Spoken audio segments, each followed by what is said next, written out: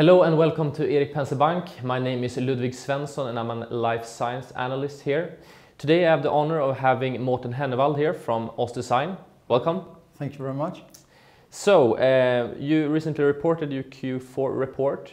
Can you please start by going through the key milestones from this report? Yeah, no, I think Q4 was another extremely eventful. We had another record sales quarter, the third consecutive sales quarter. We also reported during the quarter a big GPO win, one of the giant GPOs in the US called Vizient. We also had expanded FDA clearance on our cranial PSI. So, at least to our knowledge, we're now the only product in the US market that can claim osteoconductive, which means that the implant resorbs and turns into bone during the healing process.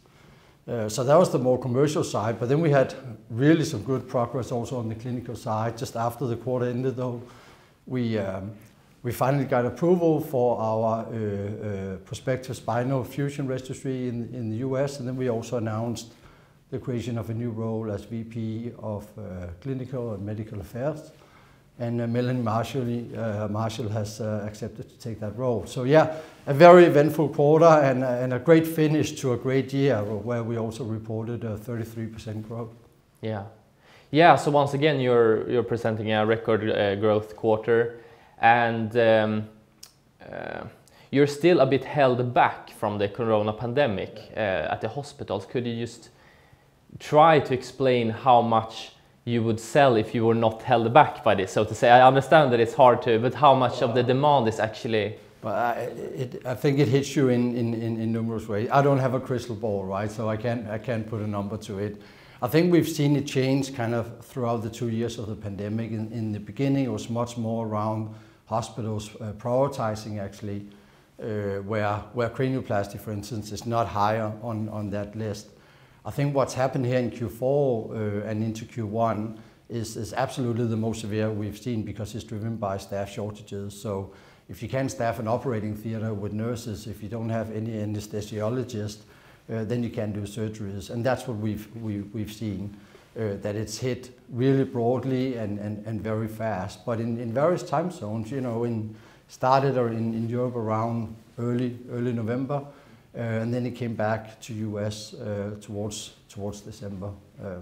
So I think it is what it is. It's out there, and I think we're dealing with it actually quite efficiently.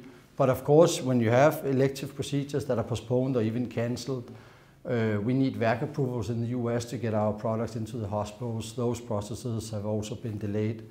And then of course we've had our hiccups with our vendors, who have also been short of staff, but very efficiently we've actually dealt with it, so we haven't had any adverse impact on sales because of that. Yeah, that's interesting. Gross margins, you reported a bit lower gross margins than previously in this report. Can you explain this? Yeah, I just want to point out, we don't actually report gross margins. That's something you and others calculate. But I can talk to the general. I think we also said after Q3 that please don't take the numbers that you guys were reporting. We are still a fairly small business, which means we're extremely volatile to in particular geography mix. So in Q3 we had lots of sales in the US proportionally, and that of course, you know, with higher ASPs in the US, that drives up. The situation was a little bit different, not by a lot, but then in Europe, for instance, we also had an intra-European country mix where we started to see less sales in Germany and the UK because of Omicron, and more in Italy and Spain, which is lower margin. So I think those were the big things. Then we had a small inventory write-off on some old inventory that we also took in the quarter. So I think that just explains it. I don't see it as anything particular. It's kind of almost daily life. You know, we have these swings, and they're going to continue, at least in particular during the pandemic.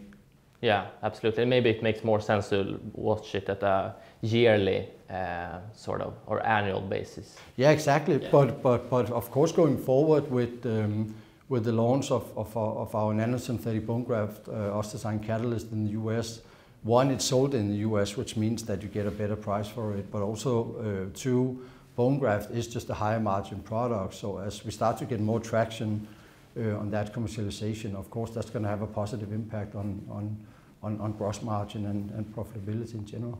Right. And you touched on it briefly now, but the Catalyst product, can you just tell us about the status here, and how is the study that you're conducting now progressing, and what is the feedback that you have gotten so far from the physicians?